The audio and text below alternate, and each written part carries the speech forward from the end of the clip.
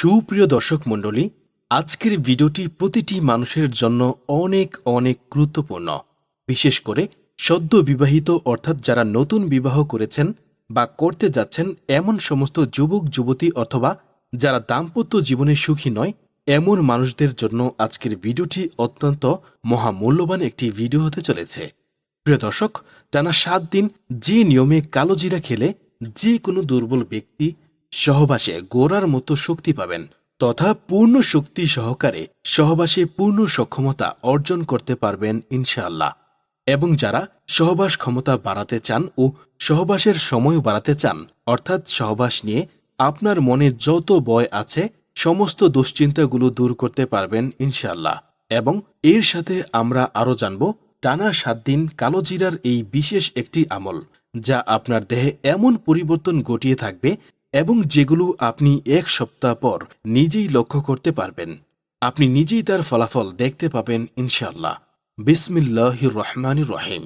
আসসালামু আলাইকুম রহমতুল্লাহি ওয়া বারাকাতুহু।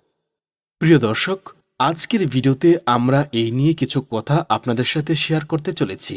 আবারও বলছি, আজকের এই ভিডিওটি থেকে প্রত্যেকেই উপকৃত হবেন, তবে বিশেষ করে সদ্য বিবাহিত যুবক যুবতী অথবা যারা সহবাস নিয়ে অযথাই চিন্তা পেরেশানিতে আছেন তাদের জন্য বলবো, দয়া করে আজকের এই ভিডিওটি কোনোভাবেই মিস করবেন না।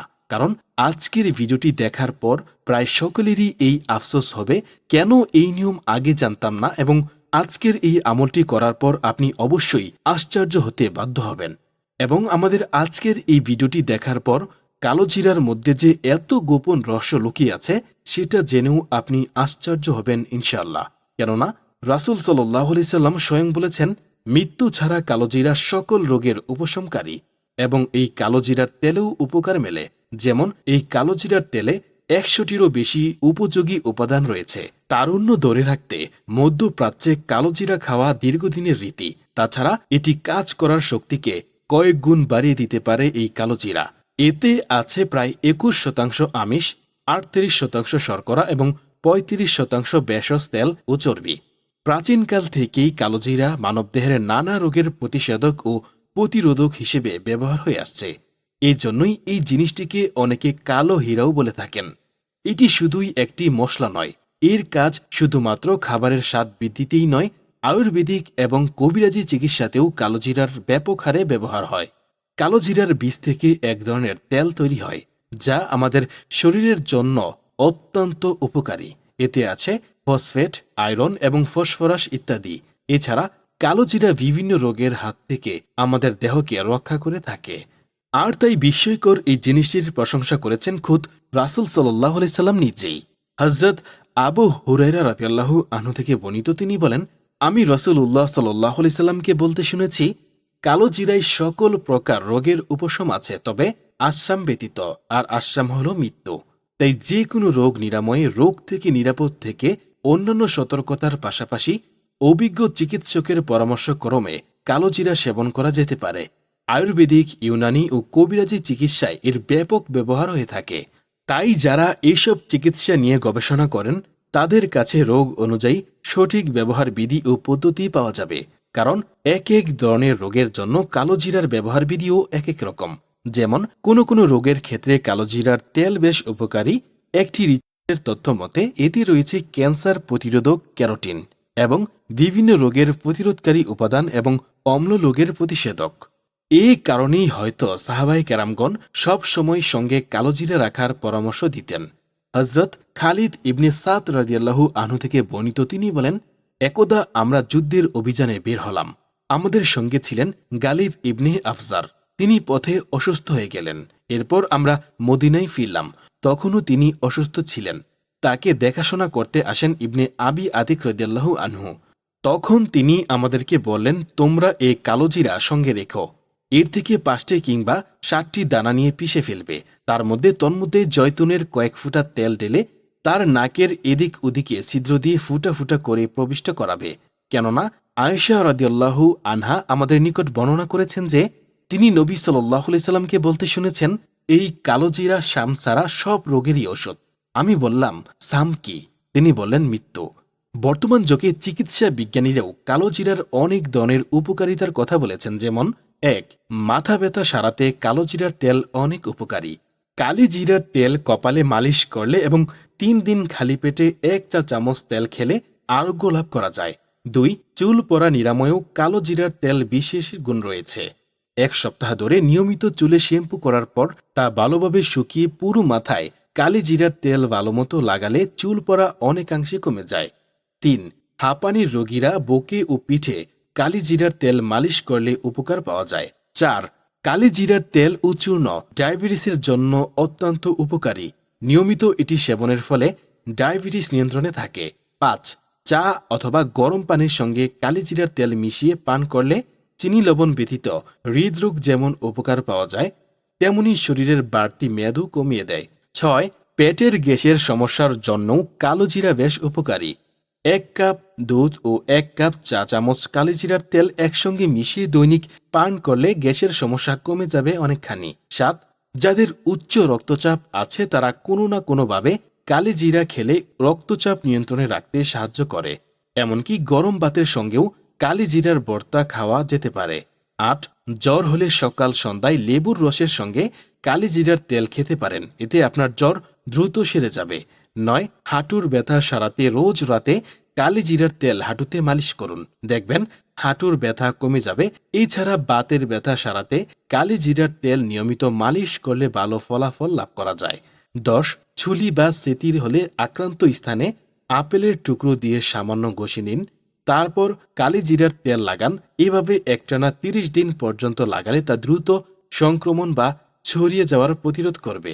১১. কালিজিরা নারী ও পুরুষের উভয়ের শারীরিক যৌন ক্ষমতা বাড়াতে সাহায্য করে। বিশেষ করে পুরুষদের জন্য তা খুব উপকারী। নিয়মিত কালিজিরা সেবনে পুরুষত্বহীনতা থেকে মুক্তি পাওয়া যায়। এখন প্রিয় দর্শক, কেমন হয় যদি দোয়া এবং দাওয়া একসাথে করা হয়? আমরা জানি সূরা ফাতিহা আল্লাহ তাআলার পক্ষ থেকে আমাদের জন্য এক বিশেষ নিয়ামত। বুখারী শরীফের ৫০০৭ নম্বর হাদিসে উল্লেখ রয়েছে, রাসূল সাল্লাল্লাহু আলাইহি সাল্লাম সাহাবীদেরকে সূরা ফাতিহা দ্বারা জারফুকের জন্য অনুমতি দিয়েছেন এবং সাহাবীরা সূরা ফাতিহার মহিমায় জারফুকের মাধ্যমে উক্ত রোগী শেফা লাভ করেছেন। আর তাই সূরা ফাতিহাকে সূরাতুল শেফাও বলা হয়ে থাকে। তাই কেউ যদি দিনের শুরুতে এবং দিনের শেষে ৩ চিমটি কালোজিরা একটি পাত্রে নিয়ে তারপর সূরা ফাতিহা ৭ বার পরে ফুঁক দিয়ে তা খেয়ে নেন, তাহলে ইনশাআল্লাহ তাকে যাবতীয় রোগব্যাধি থেকে আল্লাহ রক্ষা করবেন এবং এর ফলে আমলকারীর দেহে রোগ প্রতিরোধ ক্ষমতাও বৃদ্ধি পাবে ইনশাআল্লাহ। তাই আমরা সব সময় সকালবেলা ফজরের নামাজের পর এবং সন্ধ্যায় মাগরিব নামাজের পর ৩ চিমটি কালোজিরা একটি পাত্রে নিয়ে নিব, তারপর তাতে সূরা ফাতিহা ৭ বার পরে ফুঁক দিয়ে তা ভালো করে চিবিয়ে চিবিয়ে খেয়ে নিব এবং তারপর আল্লাহর কাছে সুস্থতার জন্য সাহায্য কামনা করব। আমাদের যাবতীয় ব্যাধি থেকে হেফাজত করবেন ইনশাআল্লাহ। তবে যারা সহবাসে অত্যন্ত দুর্বল তাদের জন্য পদ্ধতি হলো রাতে ঘুমানোর পূর্বে ১ গ্লাস গরম দুধ নেবেন, তবে দুধটি যেন খুব বেশি ঘন বা গাঢ় না হয়। তাতে ২ চা চামচ খাঁটি মধু মিশাবেন, তারপর ১ চা চামচ কালি জিরা মিশাবেন। তবে সম্ভব হলে কালো জিরা তেলও দিতে পারেন, তবে সেটি যেন অবশ্যই গড়ে বানানো কালো জিরার তেল হয়। এরপর ৩টি খেজুর পেঁয়াজ কাটার মতো কুচি করে তাতে দিয়ে দিবেন। তারপর কিছুক্ষণ পরে যখন সেই দুধগুলো কুসুম গরম থাকবে তখন ভালোভাবে নেড়ে ৭ বার সূরা ফাতিহা পরে ৩ বার ফুঁক দিবেন। অতঃপর অন্তত ৩ বারে বিসমিল্লাহ পরে ধীরে ধীরে খেয়ে নেবেন এবং দাঁতের নিচে যখন কালো জিরা এবং খেজুর পড়বে তখন ধীরে ধীরে চিবিয়ে খাবেন। এটি ঘুমানোর অন্তত ১ ঘন্টা আগে খাবেন। তারপর পেশাব পায়খানা সেরে অজু করে এসে ঘুমিয়ে পড়বেন। এভাবে একটানা ৭ দিন খাবেন। মনে রাখবেন, এই প্রথম ৭ দিনের মধ্যে স্ত্রী সহবাস করবেন না এবং হস্তমৈথুন তো কোনোভাবেই করা যাবে না এবং অন্তত এই ৭ দিনের মধ্যে খারাপ কোনো ভিডিও সিনেমা দেখবেন না। আবার তার মানে এই নয় যে অন্য সময় এই কাজ করবেন, অর্থাৎ বুঝাচ্ছি যে আপনাকে এই বদঅভ্যাসগুলো ত্যাগ করতে হবে এবং এই ৭ দিন প্রতিদিন খেয়াল করবেন ১০০০ বারের বেশি ইস্তেগফার করবেন, অর্থাৎ আপনি ২ সেকেন্ডের জন্য অবসর পেলেও সেই সময়টিতেও ইস্তেগফার করবেন তথা এই ছোট ইস্তেগফারটি করতে পারেন, আর সেটি হলো আস্তাগফিরুল্লাহ আস্তাগফিরুল্লাহ। এটি যতবার সম্ভব ততবার পড়বেন, অর্থাৎ যে কোনো কাজের সামান্য অবসরেও এই ইস্তেগফারটি করতে থাকবেন। এবং গভীর রাতে উঠে 2 রাকাত নফল নামাজ পড়ে মোনাজাত ও সিজদায় আল্লাহর কাছে মনে মনে দোয়া করবেন এবং আপনার মনের কোনো ইচ্ছা থাকলে তা আল্লাহকে জানাবেন এবং আপনার কোনো সাহায্যের প্রয়োজন হলে তা আল্লাহকে জানাবেন, কারণ শেষ রাতে আল্লাহ তাআলা নিকটবর্তী আসমানে অবতরণ করেন। তাই শেষ রাতে দোয়া কবুলের সবচেয়ে উপযুক্ত সময়, কারণ আল্লাহর সাহায্য ছাড়া কোনো আমলই কার্যকর হবে না। আল্লাহর কাছে সবসময় ইস্তেগফার করতে হবে, রাসূলের প্রতি বেশি বেশি দরুদ পাঠ করতে হবে এবং যাবতীয় পাপাচার থেকে যথাসম্ভব মুক্ত থাকতে হবে। এছাড়া কালো জিরা তরকারির মশলা হিসেবে খেতে পারেন। কালো জিরার তেল মধুর সঙ্গে মিশিয়ে খেতে পারেন। কাঁচা কালো জিরা চিবিয়ে খাওয়া যায়। রুটি বানানোর সময় কাঁচা রুটির উপর কালো জিরা ছড়িয়ে দিতে পারেন। চাটনি রান্না করার সময় কালো জিরা ব্যবহার করতে পারেন।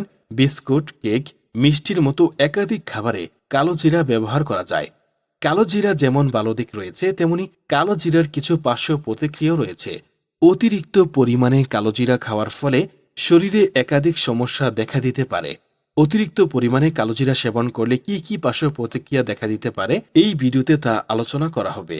আসুন এক নজরে দেখে নিন কালোজিরার অপকারিতা বা ক্ষতিকর দিকগুলো। 1 নাম্বার, কালোজিরার তেল অতিরিক্ত পরিমাণে ত্বকে বা স্কিনে লাগালে অ্যালার্জি হতে পারে, সেই জন্য পরিমাণ মতো কালোজিরার তেল ব্যবহার করা উচিত। 2 নাম্বার, কালোজিরা অতিরিক্ত পরিমাণে সেবন করলে শরীরের রক্ত জমাট বাঁধা কমে যেতে পারে, যার ফলে রক্তপাত হওয়ার ঝুঁকি বেশি থাকে। তাই অতিরিক্ত পরিমাণে কালো জিরা না খাওয়াই ভালো। 3 নম্বর, অতিরিক্ত পরিমাণে কালো জিরা খেলে রক্তে শর্করার পরিমাণ কমে যেতে পারে। যদি কারো শরীরে ডায়াবেটিসের সমস্যা থেকে থাকে তাহলে অবশ্যই শরীরের শর্করার চেক আপ করুন এবং চিকিৎসকদের পরামর্শ নেওয়ার পর কালো জিরা খেতে পারেন। তো শেষে যে একটি কথা না বললেই নয়, যে কোনো আমলের জন্য এবং আমলটি কবুল হওয়ার জন্য যথাসম্ভব পাপ থেকে দূরে থাকতে হবে এবং পাপ করে ফেললেও সাথে সাথে তওবা করে আল্লাহর কাছে ফিরে আসতে হবে। পাপের উপর অটল থেকে আবারও পাপ করা যাবে না, এতে করে অন্তরে মরিচা পড়ে যায় এবং তার অন্তর শুকিয়ে যায়, মরে যায়। আর মৃত অন্তর তখনই তাজা হয় সৎ কাজ, নেক আমল ও ইস্তেগফারের মাধ্যমে। হযরত আবু হুরায়রা কর্তৃক বর্ণিত রাসূলুল্লাহ সাল্লাল্লাহু আলাইহি সাল্লাম বলেছেন, কোনো মুমিন যখন কোনো পাপ করে তখন তার হৃদয়ে একটি কালো দাগ পড়ে যায়। অতঃপর সে যদি তাওবা করে পাপ থেকে বিরত হয় এবং ক্ষমা প্রার্থনা করে তাহলে তার হৃদয় পরিষ্কার হয়ে যায়। আর যদি সে আরও বেশি পাপ করে তাহলে সেই দাগ তার হৃদয়কে গ্রাস করে নেয়। সেই হলো সেই জং মরিচা যার কথা আল্লাহ তার কিতাবেও উল্লেখ করেছেন। প্রিয় দর্শক, আজকের ভিডিওটি খুবই উপকারী একটি ভিডিও। এই ভিডিওটি শেয়ার করলে হয়তো অন্য মানুষেরাও আপনার কারণে উপকার পাবে। তাই অন্যের উপকারের স্বার্থে ভিডিওটি অনুগ্রহ করে শেয়ার করে দিন এবং আপনি কমেন্ট করে আমাদেরকে আপনার নাম এবং কোথায় থেকে দেখছেন তা জানাতে পারেন। আপনি যদি এরকম ভিডিও আরও পেতে চান তাহলে এই চ্যানেলটি সাবস্ক্রাইব করে ভিডিওটি একটি লাইক দিয়ে দিন। প্রত্যেকের সুস্বাস্থ্য কামনায় আজকের ভিডিওটি এখানেই সমাপ্তি। আসসালামু আলাইকুম ওয়া রাহমাতুল্লাহি ওয়া বারাকাতুহু। আল্লাহ হাফেজ।